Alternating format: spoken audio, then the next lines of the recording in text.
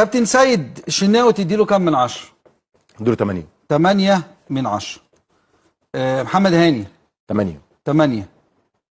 ياسر ابراهيم 7.5 وياسين 7.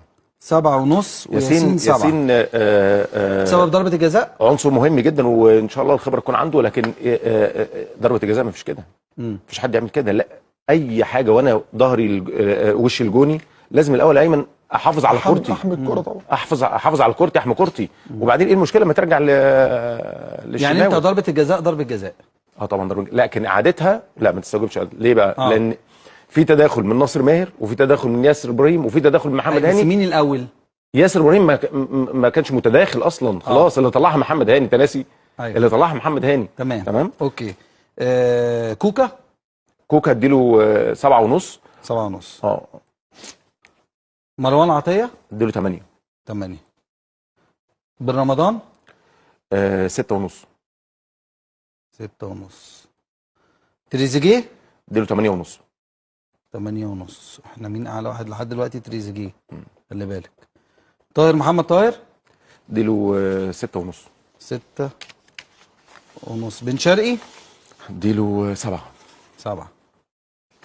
محمد شريف 7. 7. الترقيصه بتاعت حسام عبد المجيد دي طيب ممكن اديله هديه بعديها. الشحات الايه؟ الترقيصه بتاعت حسام عبد المجيد اديله هديه بعديها. تديله هديه؟ تجيب له عربيه يعني ولا هديه ايه؟ هديه ايه؟ هديه بقى بينه وبينه. ايه يعني هديه؟ كوردايه مثلا؟ لا ما تتقالش في التلفزيون. ماشي. طيب حسين الشحات؟ حسين اديله 10. 10 من 10. ليه؟